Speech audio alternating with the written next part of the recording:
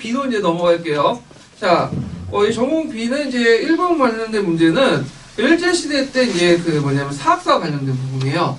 그래서 민족주의하고 이제 사회경제사와 관련된 내용인데, 가는 이제 박은식의 한국통사와 관련된 내용이고, 그 다음에, 나는 역사가 백나온과 관련된 글이거든요. 사회경제사 관련된 내용인데, 자, 예전에 한번 기출 관련된 내용이죠. 그러면 관련된 문제를 이제 보기 전에 보충 페이지 잠깐 볼게요. 자, 13페이지 펴보세요. 자, 거기 보면 이제 민족주의 사학이 있는데, 민족주의사의 배경, 형성 배경을 보면 시민사학에 대항해서 민족사를 수호하고, 자, 우리 역사의 주체의 발전과 민족의 자주성을 보양하기 위한 거고요. 그래서 이제 시험 문제 자주 나온 건 박은식이죠. 그래서 박은식이 이제 강조된 것이 혼을 강조하죠. 정신. 백은 뭘까요? 물질적인 거죠. 그래서 혼을 되게 강조했다. 그래서 박은식이 쓴 책도 두 가지 외워두셔야죠. 한국통사하고 한국독립운동 지열사가 있어요. 그래서 한국통사는 3.1운동 이전에 쓰여져 있는 거고, 그리고 한국독립운동 지열사는 3.1운동 이후에 쓰여진 거예요. 그래서 임시정부에서 이제 쓰여진 건데, 그 논조가 좀 달라요. 한국통사는 주요 내용을 이제 보면 혼을 강조하고, 그리고 우리나라의 워낙 흥망성쇠는 이제 쭉 전반적인 통사 부분을 강조하는데, 우리나라가 멸망했던 것은 다 누구 탓이다? 우리 탓이다. 근데 이에 반해서 한국독립운동지열사는 좀 더 뭐냐면 우리 탓보다는 일제 탓을 돌리죠. 그리고 예전에 부정적으로 봤던 사건들에 되게 긍정적으로 바라보고, 그래서 논조가 바뀌어진다. 그래서 한국통사, 한국독립운동지열사 좀 기억을 해두시고요. 예전에 한국통사가 시험 문제 나왔어요. 한국통사. 그래서 민족주의 많이 나오면 신채호보다는 박은식 쪽이 많이 나와요. 그래서 신채호는 거의 안 나왔어요. 신채호는. 예.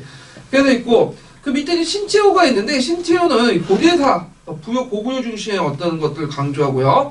그 다음에 이제 썼던 책들을 보면, 조선사항고사하고 조선사 연구초가 있어요. 그 다음에 독사신론이라는 게 있는데, 독사신론은 대한민국 신부에 이제 매일 연재했던 사론을 편집해갖고 이제 만든 책이거든요. 그래서 이제 이 사람은 뭘 강조했냐? 난가사상을 강조했고, 그다음 모충의 상호천도 운동을 조선 역사상 1천의 제일 대사건에서 상당히 안타깝게 이렇게 여겼던 사람이죠. 예. 그래서 신채호 좀 기억을 해주시고요. 그 다음에 이제 그 외에도 뭐 정인보가 있고 등등 있는데 이건 넘어가고요. 한계는 뭐냐? 민족의 주체성을 강조하다 보니까 실증성이 약화됐다. 그리고 이제 특성을 강조한 정신사관, 투쟁사관이었다. 그래서 세계사적 보편성을 더했다. 그래서 세계사적 보편성을 더했던 비판에서 나온 것이 뭐냐면 사회경제사, 마르크스 사학이죠. 그 대표적인 사람이 백나온 같은 사람이죠. 자, 그럼 문제는 이제 풀어볼게요. 자, 그러면 이 가의 저서명을 써라. 한국통사 쓰시면 되고, 역사이론, 그러니까 기억과 관련된 역사이론을 보면 나라가 없어질 수 있으나 역사는 없어질 수 없다는 거 했으니 나라는 형체이고 역사는 정신이다. 이 말은 혼하고 백을 나눈 거죠. 그래서 국백은 없어져도 국호는 뭐냐면 있을 수 있다. 그래서 국호를 보존, 강화, 발전시키면 국백을 회복할 수 있다. 이렇게 이제 주장을 하죠.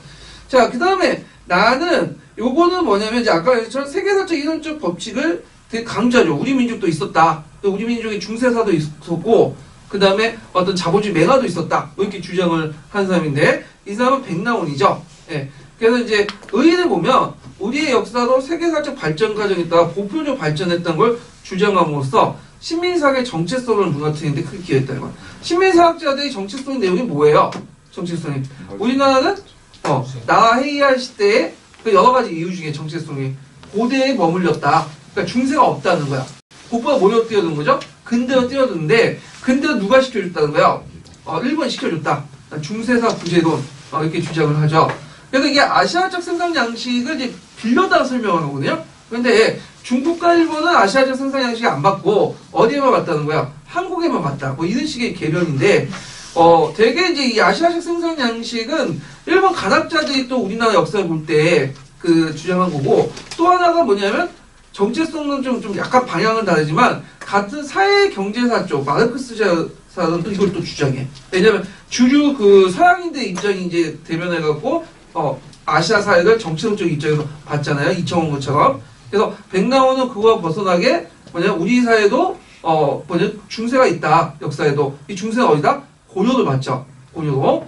그래서 좀 약간 특이하다. 이 아시아적 생산 양식을 좀 다르게 해석해서 이 중세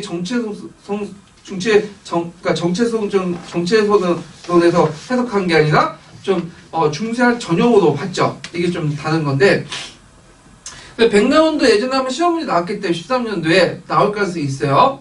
자, 그 다음에 2번 문제 볼게요. 2번은 그 50년대 미국의 원조와 관련된 내용인데요. 몇 페이지 펴보시냐면 14페이지 펴보세요.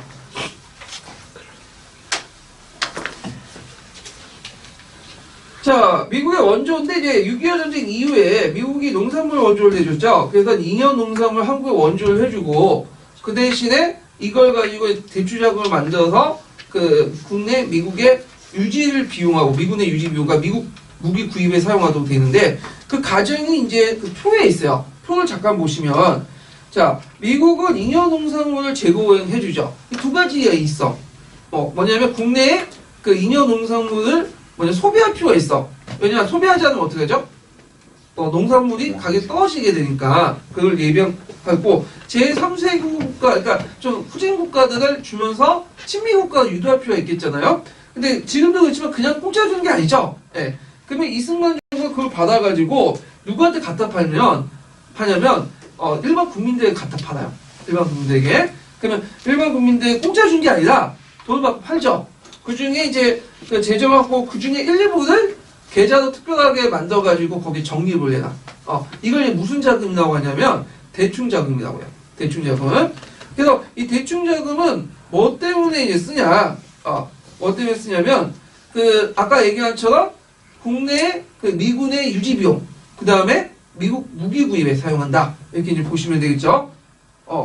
그래서 거기에 이제 가에 들어갈 자금의 형식은 대충자금 이렇게 쓰시면 되고, 자, 그래서 이제 그 결과 무슨 산업이 육성이 됐죠? 300산업, 설탕, 면화, 밀가루 이용한 가공사업이 발달했다. 그래서 그 국내 식량 사정은 완화했지만 이게 너무 그 권력 유지 기반으로 가인 도입하면서 국내 곡물가가 낮아졌어. 특히 밀농사를 이제 지을 수 없죠.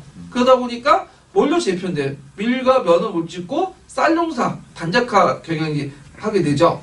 자, 그래서 이제 만성적인 식량 수입국 전락했다는 거죠. 근데 이제 이승만 정부가 원했던 거는 이건 소비재 공업이 아니었어요. 소비재 그 문자를 원했던 건 아니고 생산재를 좀 원조에 원했거든요. 근데 그건 원조가 아니었어.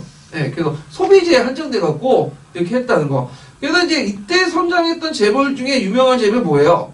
삼성이죠, 삼성. 예, 삼성이 그 당시 이제 면하나 해가지고 제일제당 해갖고 이제 성장했던 그 재벌 중에 하나죠.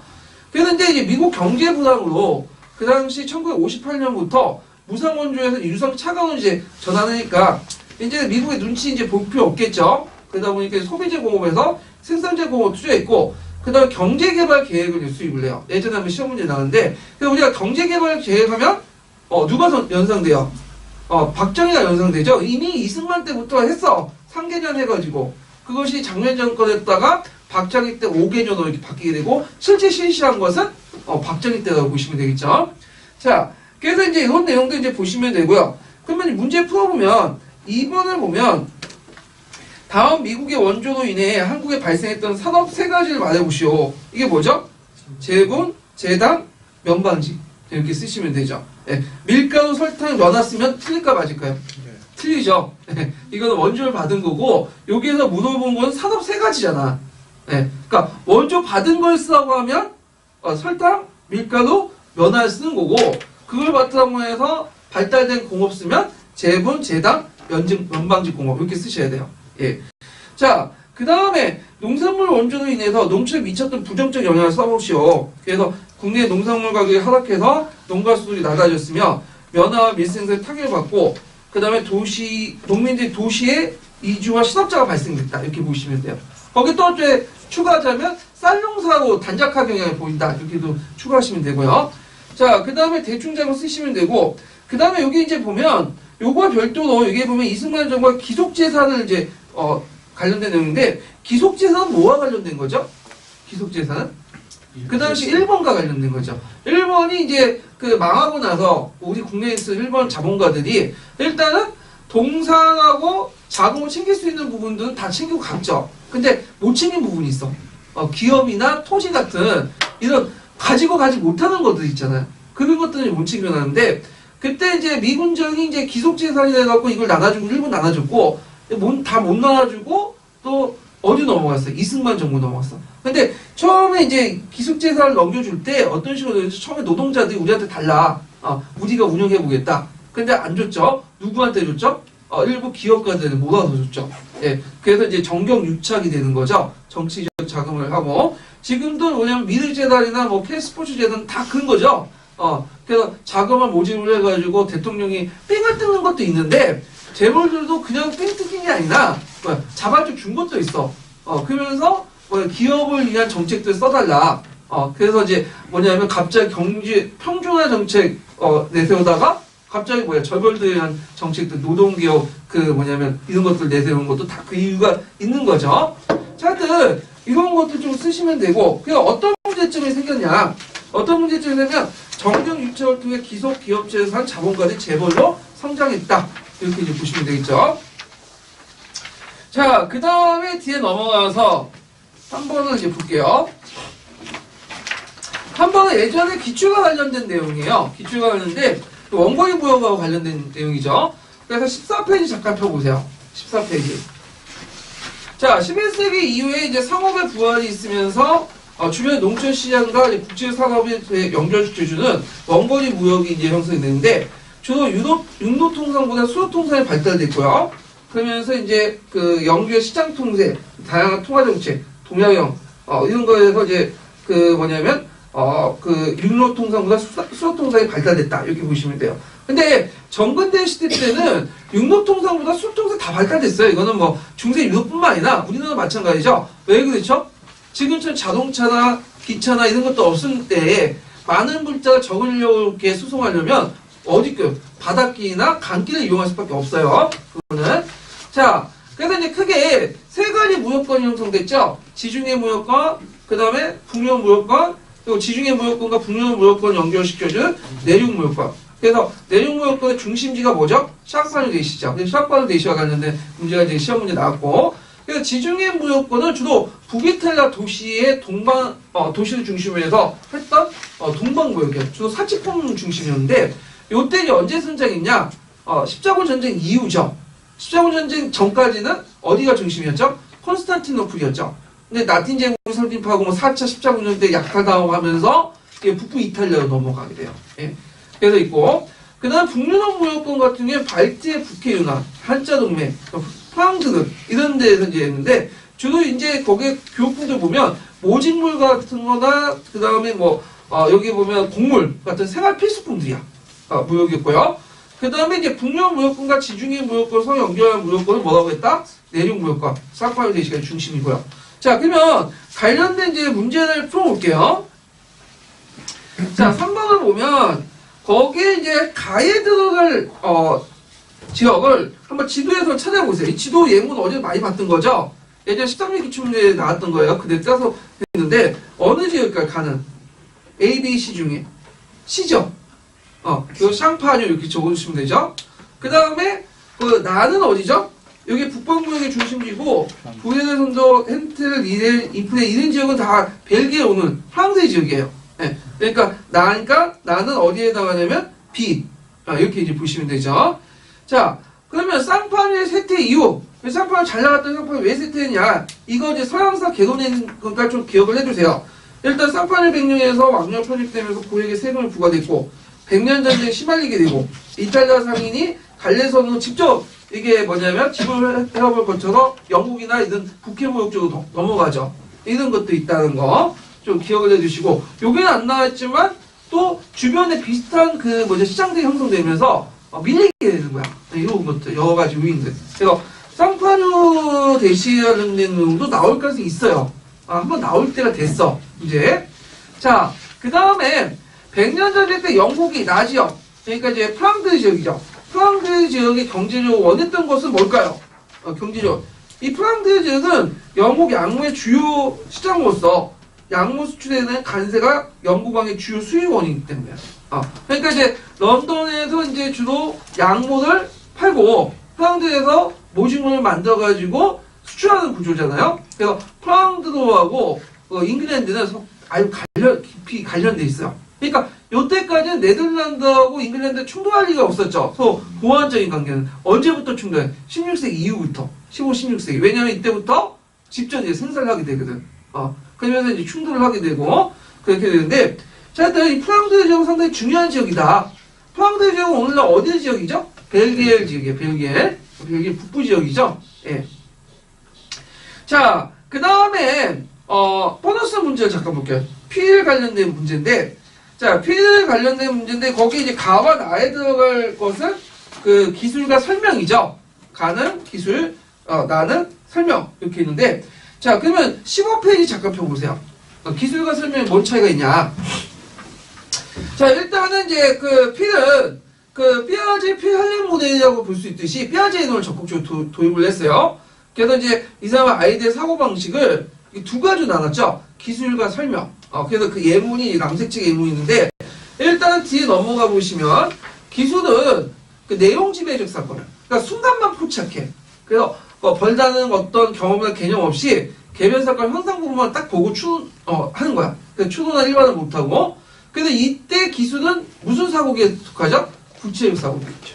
이건 역사적 사고가 아니야. 이거는요. 자, 그래서 있고. 근데 설명이라는 것은 가능성 이중 사고. 그러니까 본 것뿐만 아니라 그걸 또 뭐냐면 일반 추론을 통해서 또 법칙을 통해서 추론을 해요. 영역적 가정을 통해서. 요때 이제 발전된 그 시기는 어디냐면 형식조작기. 여기가 뭐냐면 설명 부분이 형식조작기가 뭐죠? 역사적 사고가 제일 결정이고 요때 역사를 가르쳐야 된다는 거야. 그리고 이제 할렘과 마찬가지 이 사람도 형식적 조작기는 다른 교과보다 늦는다고 이 사람도 주장을 해요. 예. 그래서 이런 것들. 그래서 이제 그 설명과 관련된 부분도 좀 기억을 해야 돼요. 기술 설명 이런 것도 이제 보시면 되고.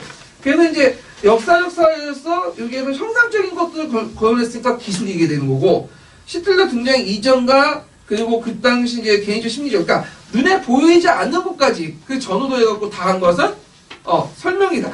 이렇게 이제 보시면 되겠죠. 자, 그래서 가는 이제 가와 나 이렇게 각각 쓰시면 되고, 그 나의 특징은 아까 처음에 얘기를 했던 걸 이제 쓰시면 되겠죠. 그래가지고 쭉 이제 그 개론서에 있는 내용들 쓰시면 남사측에 있는 내용들 경험뿐만 아니라 일반화 추론을 통해서 사건의 세세한 부분과 인간관계를 논리적으로 파악하고 상황에 영향을 줄 수 있는 여러 가능성을 고려해 주는 거. 그 다음에 이런 이제 그 설명을 할 때 학생들이 어떤 질문을 던져야 하는지 구체 사례 3가지 쓰죠. 이것도 남색책에 있어요. 그래서 이것이 왜 되었는가? 원인을 물어보는 거죠. 원인. 그리고 개념적 기초가 무엇인가? 그 예는 무엇인가? 그것이 어떤 상황에 접하는가? 이거 3-4가지가 있는데 외워두세요. 이것도. 예. 자, 그래서 이제 있고, 그 다음에 4번 문제 볼게요. 자, 요거는 이제 뭐와 관련되는 거냐면, 제1차 국공합작. 제1차 국공합작이 아니라 제1차 국공합작과 관련된 거죠. 예. 그래서 이제 그 관련된 내용을 한번 보충자에서 좀 보고 넘어가서 이제 풀어볼게요. 자, 16페이지 보세요. 자, 송문은 그 강동을 중심으로 이제 활동을 했어요. 그래서 이제 제1차 강동구 정부에서 제3차 강동구 정부까지 했는데, 1차는 이제 강동구 정부 때는 그 당시 이제 서남 지역의 군벌들, 단기로 유연조를 했다가 이제 얘들을 깎아내리니까, 품을 깎아내리니까 어떻게, 그냥 떠났죠. 그래갖고 이제 있고, 근데 오사운동 때 민중의 전형을 보고 비밀적인 중국 혁명당을 뭘로 개편했죠? 중국 국민당. 1921년이죠. 그래서 앞에 그 위안스카이 때 중국 국민당이 또 있었어요. 근데 요거는 좀 계보가 좀 달라요. 요거는. 예. 그래서 있고, 그 다음에 제2차 강동구 정부가 딱 만들었죠. 그래서 그 당시 강동군벌이 어떤 진영명의 도움을 받아가지고 간서군벌을 쫓아내고, 그때 이제 손문이 하는데, 여기서 이제 손문하고 또 진영명의 위견 충돌이 일어나. 예전에 한번 얘기했죠. 진영명 뭐죠? 연성자치운동을 주장하면서 간동이는 간동인이 통치해야 된다. 그러니까 강동 안에서만 놀려고 하는데, 이해와 손문은 뭐야? 북벌하려고 하죠. 그냥 충돌해서 쿠데타로 이제 쫓겨나죠. 그래서 어디로 갔냐면 상해로 갔어. 잠깐 친거 생활을 했는데, 이때 상해에서 송요패손을 하셨대요. 예전에 시험문이 나온 거죠. 그래서 이제 코미테 요편을 파견해가지고 이제 해갖고 송요편선언이 이때 일어나지고 요때 이제 1차 국공합작 기반이 마련해지고요. 그 다음에 이제 국민당 개진 사업을 하죠. 요 뒤에 개조가 있는데 개진하고 개조는 약간 달라요. 개진은 국민당의 이제 뭐냐면 기조 아래에서 일부 사회주의 수용할 수 있는 배경을 기틀을 마련하고 개조는 완전히 소비에트식으로 바꾸는 거야. 당 운영이나 이런 것들을 예전에 소련의 러시아 공산당식으로 바꿔버리는 것이 소비에트 방식 바꾸는 것이 이게 러시아 공산당식으로 바뀐 것이 개조다. 걔도 있고 그 다음 3차 강동구 정부 때는 이제 코미테를 지원을 받아갖고 이제 진영을 쫓아내고 있고 요때 이제 좀 있다가 24년에 제1차 전국대표대회였는데 국민당은 아까 얘기한 것처럼 민주집정제나 이런 것이 조선 러시아 공산당 조직 방식으로 바꿔버리죠. 그 다음에 이때 동시에 개조와 함께 이루어진 게 뭐냐면 제1차 국공합작이야. 그러니까 따로 있는 게 아니라 개조하면서 같이 이루어진 거야. 이렇게 이제 보시면 되겠죠. 그래서 이제 제1차 국공합작은 그 배경을 쓰라는 거 예전에 시험 문제 나왔죠. 국제적 배경. 카나안 선언. 카나안 선언 아시죠? 그 러시아가 가지고 있었던 중국의 이권을 다 돌려주겠다. 2번 걸렸는데 다 거짓말이죠. 예. 그 다음 송요페 선언. 그 다음에 코미테 2차 대회. 특히 극동 피악방 민족대회. 그래서 여기에서 뭐라고 결정됐냐면 그 당시 부르주아 세력들과 손을 잡아라. 이런 것들을 결정을 했죠. 그래갖고 이거에 입각해갖고 이제 하는데 송문이 당대당 합작은 반대했어요. 왜냐면 국민당과 공산당은 이미 이제 게임이 안 되는 거고 공산당 조그만 조직이고 국민당은 큰 조직이잖아. 어떻게 들어오냐. 그래갖고 국민당 안에 이제 공산당 들어올 때 공산당원 신분, 개인적인 신분에서 들어온 거야. 그러니까 자기가 공산당원을 이제 당원을 유지한 채 국민당 당원을 채택해서 들어온 거죠. 그러니까 당내 합작이에요. 근데 제2차 그 국공합작은 뭐죠? 당대 당의 합작이죠. 1대1의 합작이죠. 자, 그래서 이 공산당은 이제 주요 지도부를 장악한 게 아니라 조직부장이나 농민부장, 그러니까 말단 기층들을 이제 장을 이제 주로 했고요. 그러면 이때 1차 국공합작을 왜 결성했냐? 다 이유가 있었죠. 국민당은 당과 대중을 연결시키고 특히 군대, 코미테로부터 자금이나 군사력 같은 것들, 그 다음에 이런 것들 소련 원주를 받았고, 자 코미테와 소련은 중국 공산당이 취약하잖아. 조직 기반을 강화시키려고 했고 소련의 중국 내 영향을 때 그래서 소련하고 그 국민당이 서로 원했기 때문에 했다. 외워두세요. 이거 한중에 있는 내용이에요. 자 결과를 보면 국민의 대중정당화, 그 다음에 항포 군관사관학교에서 대변하는 독자군. 그래서 지금까지는 어떤 식으로 했죠? 군벌도 끌어들이고 개군 끌어들이고 해당 세력도 끌어들이고 이렇게 했어. 자체 군대가 없었어. 근데 이때부터 국민당 자체 군대를 만들기 시작했다. 그런데 이제 국민당 내에서도 이게 공산당의 합작에 대해서 반대하는 세력들이 많아요. 왜냐면 국민당 자체가 어떤 사람들은 지주 자본가 계층들이 많아요. 지주 자본가들 자식들이 많은데 당연히 공산당 반발하겠죠. 그래서 결국엔 이제 해체되게 되는데 이거 나중에 좀 일이고. 자 그러면 한번 이제 문제를 풀어볼게요.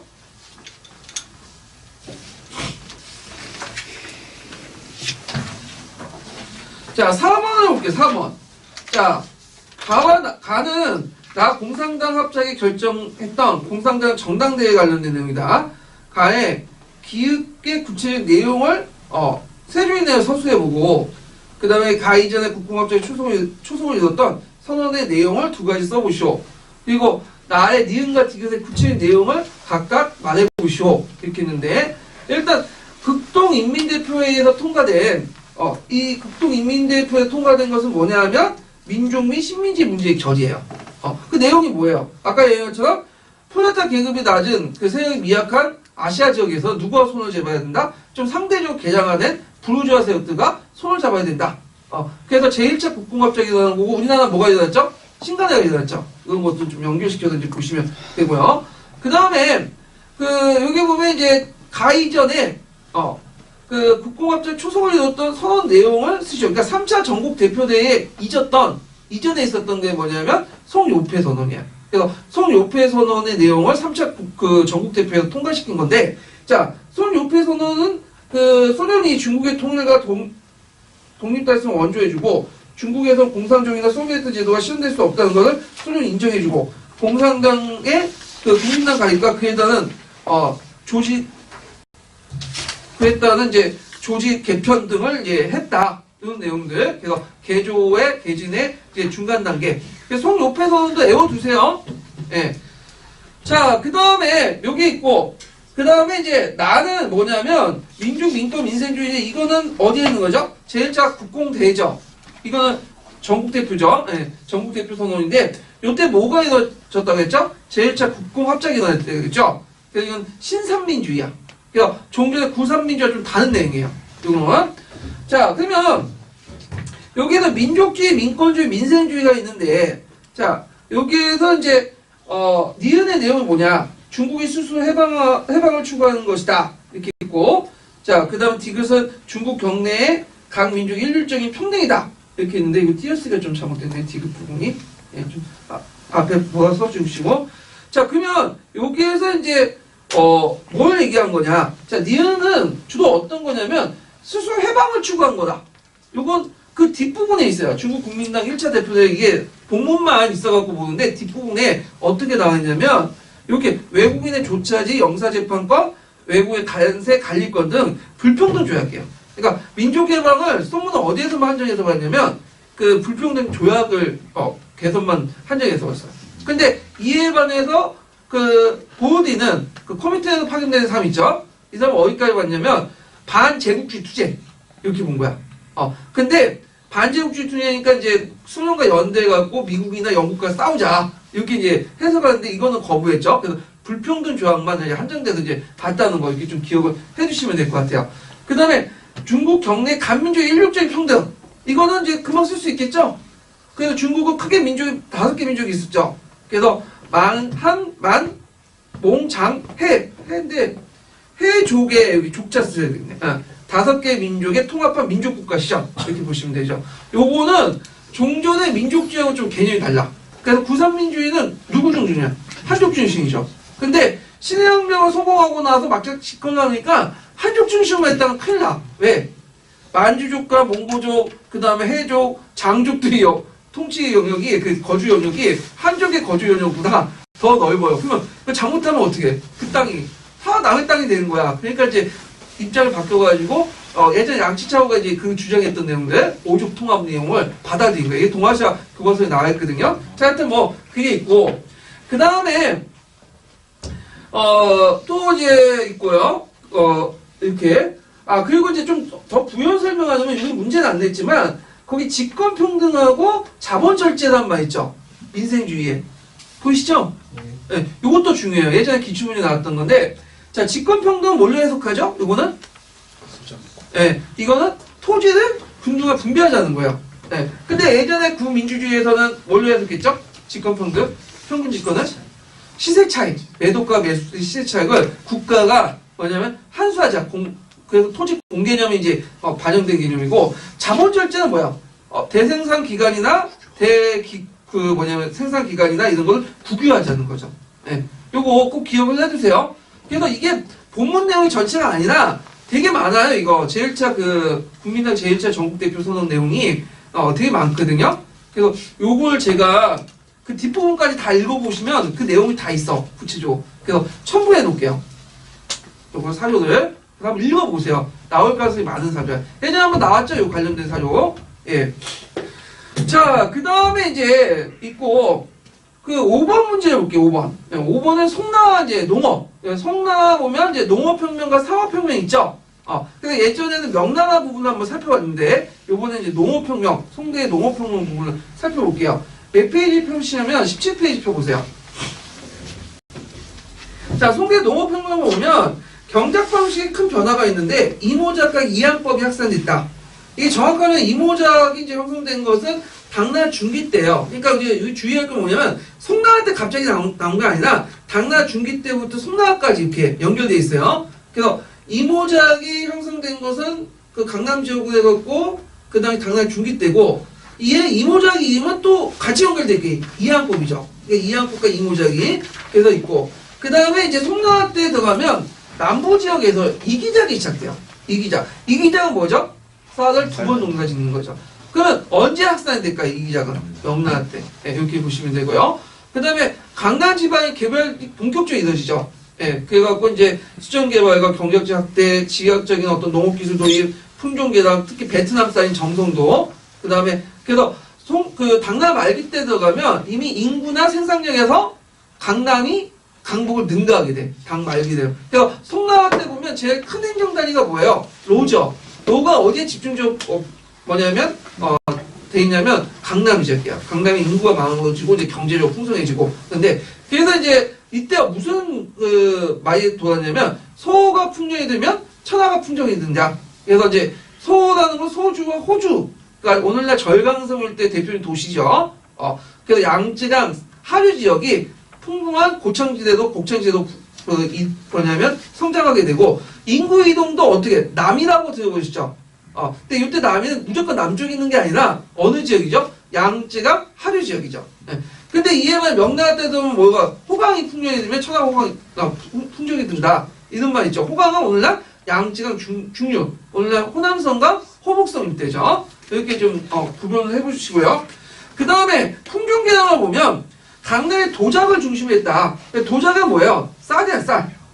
그래서 보통 이제 그 중국에서는 하북하고 그 강남 지역이 좀 문화권이 달라. 음식 문화가. 강북은 뭐죠? 밀을 먹죠. 밀가루 음식, 분식을 먹고 그 다음에 밑에 강남은 쌀 음식을 먹어요. 쌀. 그래서 이제 근데 물론 지금 다 쌀 먹는데 예전엔 그랬어요. 그래서 이제 그 쌀도 점점 뭐냐면 품종의 분화가 일어나죠. 특히 이제 조도, 만도, 중도 해가지고 벼가 있는 속도에 따라 다른데 특히 조도 중에 대표적인 게 정성도.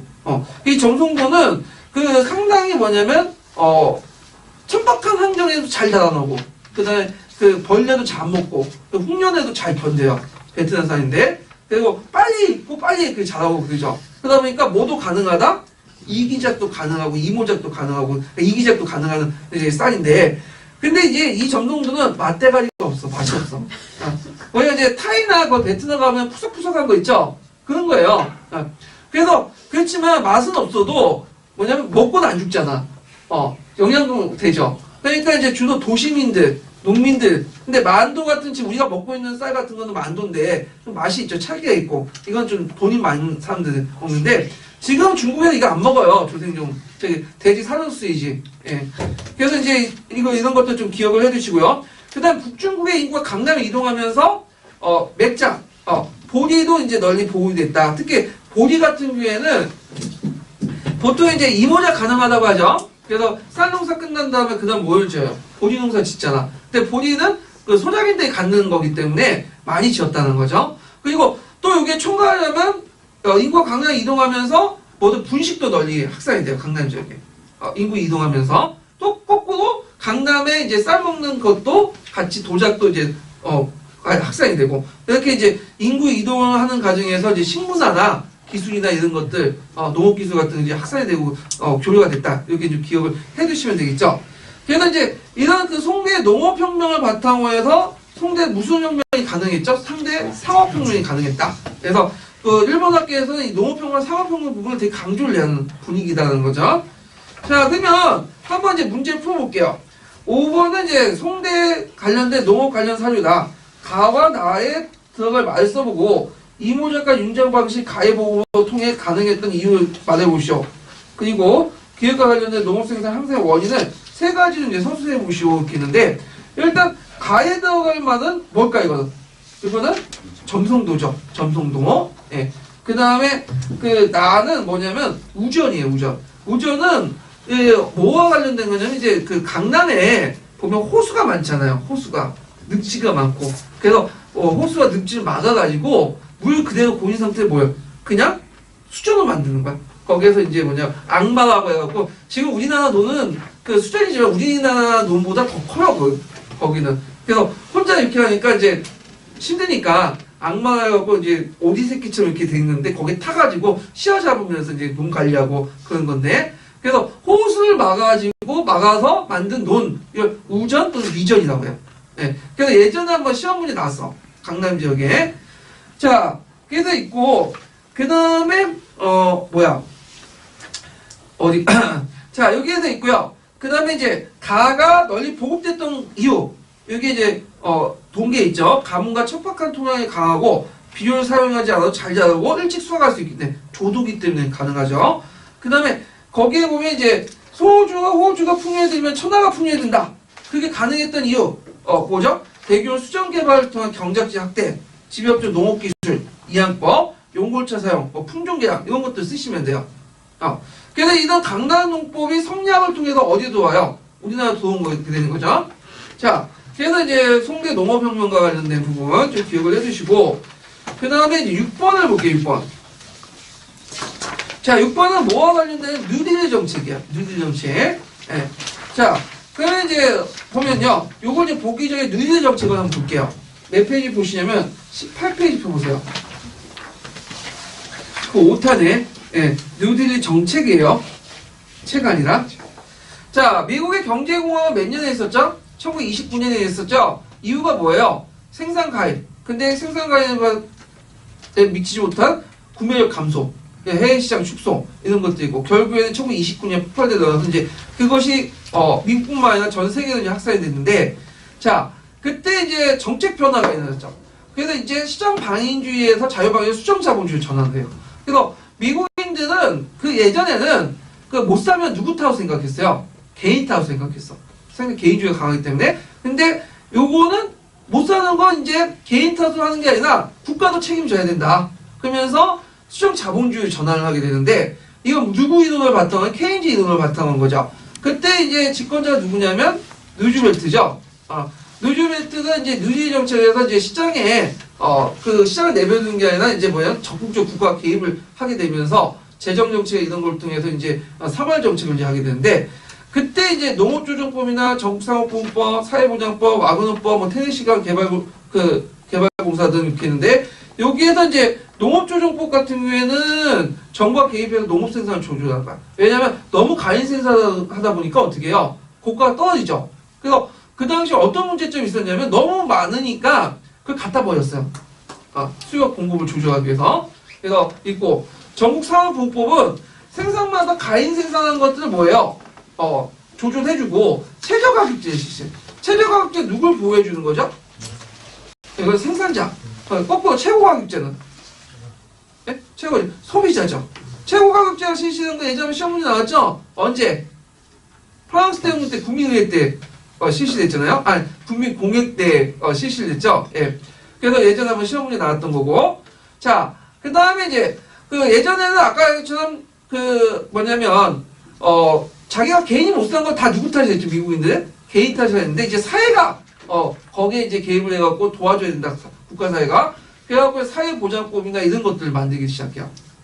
그리고 이제 와그너법의 노동자 단결권과 단체 모습권을 만들고, 그 다음에 이런 과정을 통해서, 그 당시 민주당은 주로 누굴 지지했냐면, 민주당을 지지한 남부와 농민들이 지지했거든요. 근데 이런 정책을 통해서 북부와 노동자 세까지 끌어들인 거야. 그래서 민주당 때 이때 계기로 해갖고 이 뉴딜 정책을 매개로 해갖고 뉴딜 연합이 형성되는 거야.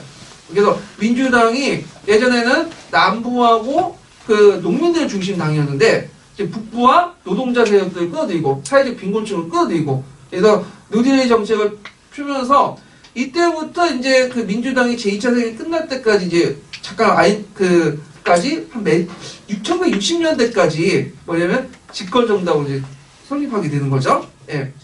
자, 그래서 있고 테네시강 계곡 개발 공사 알죠? 신합자구제와 공공사업 한림사업 등을 하는데, 이건 외에도 뭐 여러 간접자본, 사회 간접자본 시설 같은 거 많이 했어요. 그래서 쓸데없는 일도 많이 벌어졌어요. 그래서 땅을 파괴한 다음에 땅을 붙게 하고, 이렇게 이제 해갖고 일자리를 창출하고. 그 의외는 뭐냐? 미국의 공화국 기구에서 완전한 자유방위주의를 탈피해서 수종자본을 도와갔고요. 그럼 다른 나라 대응 같은 영국과 프랑스 무슨 경제죠? 분luc경제. 그 다음에 독일, 이탈리아, 일본은 국내 시장이나 해외 식민지가 별로 없기 때문에 뭐죠? 침략경제. 이렇게 대응을 했죠. 자, 그러면 이제 볼게요, 문제를. 자, 6번은 가와 나에 관련된 법안의 명칭을 써보시오. 가는 뭐냐면 전국산업부흥법. 나는 농업조정법이고요. 그러면 이와 같은 법들이 제정된 경제 배경이 뭐죠? 아까 말처럼 그 공항의 원인을 쓰면 되겠죠. 어떻게 써야 돼요? 구매력이 어려웠기 때문에, 생산에 비해서 구매력이 없기 때문에 이렇게 이런 맥락을 쓰시면 되고요. 그 다음에 경제정책 방향은 어떻게 써요? 정통적인 자유방위 원칙을 포기하고 정보 진출을 늘리고 경기를 회복하고자 했다. 그런 것들 쓰시면 되겠죠. 그 다음에 이제 대외정책의 변화. 요때 고립주의에서 벗어나서 점점 국제협력 쪽으로 나가게 되죠. 예. 그래갖고 이제 라틴 아메리카에 대해서 종래 강압적인 태도 대신에 서방부의 단결과 공동의 안정과 복지를 추구하는 산림정책. 산림정책은 뭐야? 주변에 좋게 지내자, 좋은 이웃 정책이라고 하죠. 예, 이런 것들 이제 했고요. 물론 이거 말뿐이고 실제로 이제 강압적인 통치 계속 했고요. 예, 그런 것들 이제 좀 기억을 해주는데, 그래서 원래 종전에 그 고립주의 정책을 했잖아요. 언제부터 고립 정책을 했어요? 미국이요. 예, 1차 세계전 때 잠깐 있다가 했는데 그 전부터 있었죠. 무슨 선언이죠? 원료 선언. 원료 선언도 계속 고립 정책을 하고 1차 세계 잠깐 개입을 했다 다시 고립 정책을 하다고 했고 이때부터 대외적 팽창 정책을 한대요. 예. 그래서 이제 민주당 정권이나 뒤에 공화당 정권이나 미국이 세계 곳곳에 경찰 역할을 하잖아요. 그런데 트럼프가 등장하면서 바뀌어 버렸죠. 이제 신고립 정책이라서 이제 해외 뭐 쓸데없이 간섭하지 마자. 오직 뭐만 생각하자. 미국의 이익만 생각하자. 이게 신고립 정책인데, 자, 하여튼 뭐 그렇게 이제 뭐 보시면 되고, 그 다음에 7번 문제 볼게요.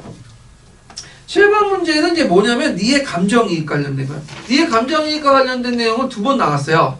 예, 그럼 한번 볼게요. 몇 페이지 표시냐면요. 그 보충 페이지 19페이지 펴보세요. 자, 니의 감정이익 전제 조건 4가지 외워두셔야 되겠죠? 이거 예전에 2번이나 나왔는데 보편성, 특수성, 개통성, 합리성. 보편성 우리와 과거 사람들이 공통된 인간성을 공유한다는 거고, 특수성은 과거 생각이 현재 생각과 다르다는 거고, 개통성은 과거의 생활 형태는 역사가 자신의 개통적 관련돼 있고, 합리성은 과거 사람들이 합리적으로 행동한다는 거. 그러니까 우리가 입장할 때 비합리적으로 그 당시에 합리적으로 행동한다는 거죠. 목적, 상황, 수단에 따라서. 그 다음에 니는 감정이입의 종류를 4가지 나눴어요. 그래서 능력, 성취, 가정, 성향 4가지 있는데 이거 뭐 능력하고 가정을 외울 필요 없고 뭐만 외우시면 되면 성취하고 성향만 외워두세요. 성향, 성취는 인지적 측면이 있어. 자료를 바탕으로 한 거야. 그런 것도 있고 성향은 감정의 정의적 측면인데 정의는 뭐냐면 사회를 바탕으로 하지 않고 우리 입장에서 보는 거야. 그러니까 우리 입장에서 합리성을 얘기하는 거죠. 예, 그래갖고 그 성향과 성취가 있다. 기본적으로 뭐죠? 성취야. 역사의 감정은 성취인데 근데 성향의 감정일 수도 부분적으로 사용할 수 있어. 왜냐하면 역사적 사료가 별로 없는 경우가 되게 많잖아요. 그럴 경우에는 우리 입장에서 재해석할 수 있는 거죠. 우리 입장에서 바라보는 거. 그래서 기본적으로 성취, 인지적 측면이지만 성향 같은 정의적 측면도 부분적으로 활용할 수 있다. 이거 좀 기억을 해두시면 되고요. 자, 그러면 한번 이제 문제 풀어볼게요. 자, 여기에 보면 역사의 관점에 따라서 재구성에 몇 가지 전제가 있다. 몇 가지 전제는 뭐였어요? 지금 보편성, 특수성, 개통성, 합리성 4가지 쓰시면 되는데 예전에 한번 이거 시험문이 나올 때 어떻게 답을 썼냐면 보편성, 특수성, 개통성, 합리성 이렇게 썼어. 이게 맞을까 틀릴까요? 원칙은 뭐 틀리죠. 네. 여기 보편성, 특수성 근데 내용을 쓰셔야지 내용을. 근데 맞게 해줬다고 돼요. 그냥 써도. 근데 내용을 쓰셔야 돼. 그래서 내용 안 쓰고 그냥 보편성, 특수성, 키워드만 이렇게 날려면 안 된다는 거죠.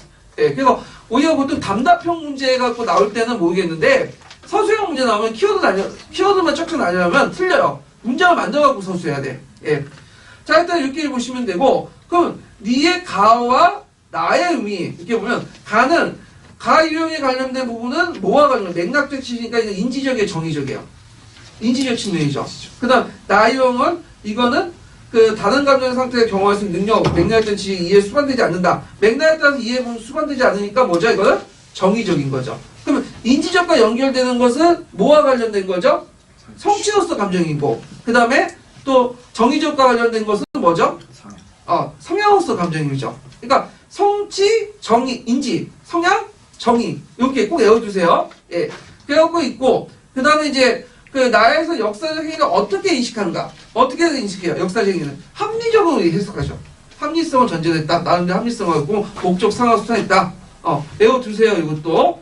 자, 그 다음에 밑줄지에 관련된 4가지 요거 외워두시고요. 근데 제가 문제를 낼 때 성향으로서 성취로서 감정임을 써라. 이건 안 나올 것 같아. 성취로서 특히 감정임을 쓰라고 하면 이거는 참 약간 문제 쓰기가 요 행위자가 믿고 가치가 있다고 여기고 느끼고 했던 이거는 좀 힘들고 내가 문제를 내고 뜰때 성향으로서 감정이입은 좀 낼 수가 있어요. 왜냐면 이게 단순하거든. 딱 떨어지고 채점을 쩌나고. 예. 그래서 성향으로서 감정이는 에워두셔요. 물론 성취로서 감정이는 에워두는 건데 요거 낼 수 있고 특히 네 가지 전제 조건 이거 에워두셔야 되겠죠. 이거는. 예. 자, 그 다음에 이제 뒤에 넘어가서 8번을 볼게요. 8번. 3페이지 형식 계획을 주제로 하는 이 학습 지도안이다. 자, 읽고 무음에 답하시오 해가지고 이제 좀 약간 복합적인 문제를 냈어요.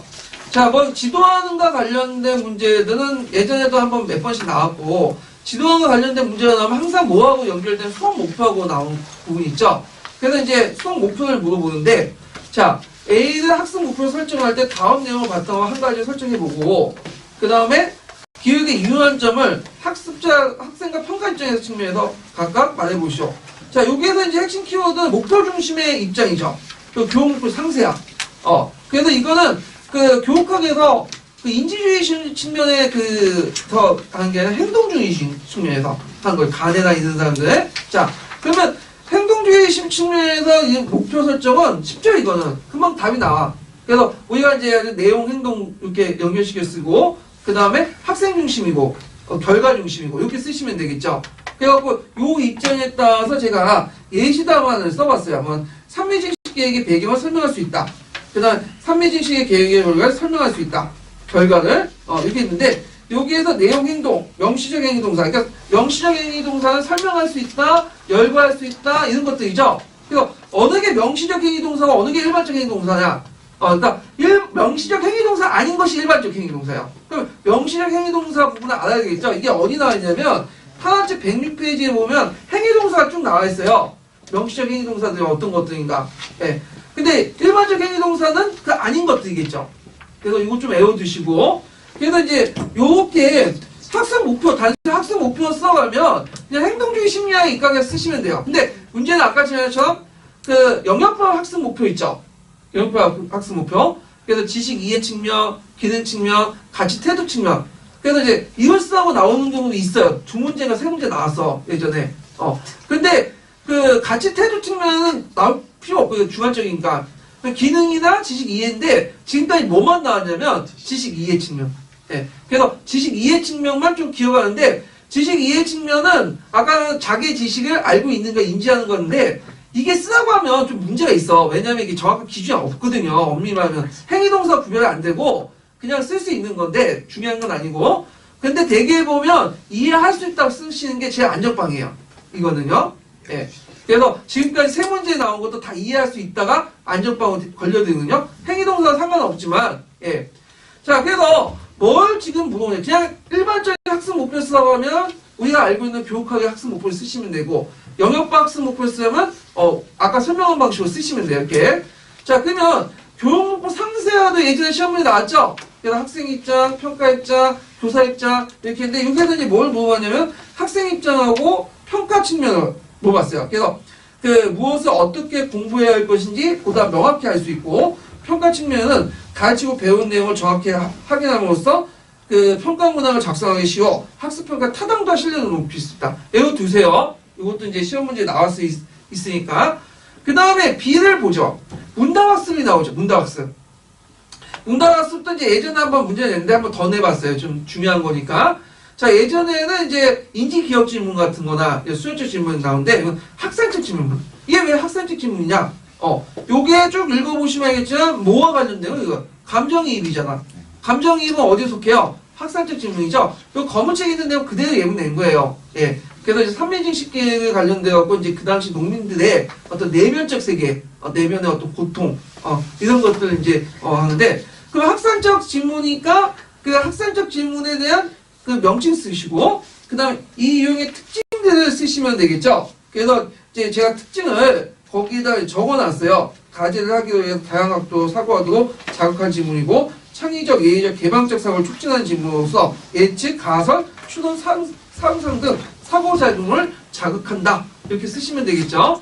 자, 그 다음에 시는 이제 교사가 편집한 영화를 이제 시청한다는데 학습효과 3가지, 그 다음에 지도할 내용 4가지 이렇게 쓰는데 요게 이제 뭐와 관련된 거냐면 영상자료와 관련돼요. 그 파란색 영상자료가 있고 그 다음에 녹색책에 뭐라고 하냐면 영화 있어요. 역사 영화. 예. 그래갖고 요거는 다 외우기는 좀 힘드실 거예요, 여러분도. 요거 막판에 지금 한 2-3가지만 좀 외워두세요. 영상자료. 나올 수가 있어. 그래서 작년에 역사소설 나왔잖아요. 역사소설 문학작품 나왔잖아. 근데 문학작품 한참 전에 나왔던 걸 또 나왔거든요. 그러니까 요즘에 애들이 그 연표하고 지도만 본다. 이렇게 생각했나봐. 출제자들이. 그러니까 이제 어디에서 이제 끄집어내려니까 이제 예전에 한번 나왔던 문학작품 끄집어냈는데 요번에 또 어찌됐건 동영상, 그러니까 동영상 영상자료에서 끄집어낼 수 있다는 거죠. 왜냐 영상자료도 예전에 시험 문제 나왔어요. 예전에 딱 한 번 비판적으로 뭐냐면 시청해야 된다. 그 부분. 그래서 이제 한번 볼게요. 요거는 파란 책인데 녹색 책에도 있어요. 그래서 이제 비슷한 것도 있고 좀 다른 내용도 있는데 파란 책 기준을 보면 자 일단 영상자료의 19페이지요. 영상자료 활용의 수업의 유용한 특성이 있죠. 그래서 과거의 사건을 대인의 배우를 통해서 재현해보고 역사적 상상력을 구체화시키고 생생한 실감 있는 학습 경험을 제공해주고 그리고 과거 인물의 생각, 느낌, 행동을 간접게 경험한다. 이건 파란 책에 있는 내용인데 그 외에도 녹색 책에 있는 내용이 있어요. 찾아보세요. 이거는 각자. 예. 그다음 주의할 점 보면 영화나 드라마 역사 해석이나 표현이 시대적 배경과 사회적 맥락 속에서 제작진의 주관적 의도에 따라서 시청할 수 있고요. 그 다음에 이제 그걸 이제 학생들 주지시킬 필요가 있겠죠. 시청 후에 그 다음에 이게 번호가 잘못됐네. 2번, 3번 이렇게 되는데. 예. 그래서 시청 후에 내재된 관점을 정리하고 안에 표현된 내용이 역사적 사고로서 객관적인지 평가하고 그리고 토론을 통해 상반된 역사에서의 가능성이 검토할 필요가 있고요. 그 다음에 세 번째가 중요하죠. 어디를 한다? 그냥 보는 게 아니라 비판정신. 그러니까 역사적 사실하고 또 거기 드라마나 영화에 보이는 내용하고 다를 수가 있어요. 그걸 제가 느낀 게 뭐냐면 명란 그 2년 전인가요? 명란해전 했었잖아요. 명란에 보면 이게 명란해전 할 때 이순신이 자기 대장선을 이끌고 혼자 싸운단 말이야. 그리고 일본군하고 갑자기 칼싸움이 막 난무하잖아요. 근접전하고. 이게 맞을까요? 안 맞을까요? 안 맞죠. 왜냐하면 근접전하면 우리가 이길 수가 없어. 일본 애들은 밥만 먹고 칼싸움하는 애들인데 어떻게 근접전을 하는 게 아니라 이거는 영화의 극적인 효과를 좀 나타나게 하는 거지. 실제 이렇게 근접전하면 우리가 깨질 수밖에 없어. 많은 사상자가 나오고. 예. 그거는 이제 설명을 할 수 있는 거죠. 요거는 근접전이 아니라 뭐냐면 영화 감독이 좀 극적인 것들을 좀 뭐냐면 부각시키기 위해서 이제 했던 설정이다. 가상의 설정이다. 이렇게 보시면 이렇게 얘기를 하시면 되겠죠. 자, 그 다음에 뭐 이렇게 있고 그 다음에 마지막 교사는 영상자료를 활용하기 전에 자료 특성, 내용 성격을 파악하고 어떤 목적으로 사용할 것인가 분명히 결정돼. 되게 그 동영상 자료를 할 때는 수업 시간에 사용하지 않고 시간대에 오는 거. 기말고사 뭐 딱 끝나고 나서 할 일 없을 때 12월 달에 많이 쓰죠. 예. 그래서 이제 영화 틀어주고 같이 놀고 그런데 이게 안 된다는 거. 근데 실제로 이게 많이 쓰요. 예. 문제는. 근데 이거는 아까 말한 것처럼 학생 입장에 학사 못 갔었는데 이거 쓰면 되겠어 안 돼요? 안 되죠? 학생 입장 아니죠 지금. 뭐죠? 교사잖아. 그래서 단서일 때 단서를 잘 읽고 쓰셔야 돼. 그래서 제가 이제 몇 번 말했지만 문제를 읽을 때 단서나 조건들이 있어요. 그 단서 조건들을 이렇게 줄을 쳐가면서 항상 염두에 두면서 출제자의 입장에 따라서 써줘야 된다. 그런 거죠. 예. 그래서 이제 이렇게 해서 이제 끝났고 다음 시간은 10차 모의고사 할게요. 예, 오늘 수고하셨습니다. 감사합니다.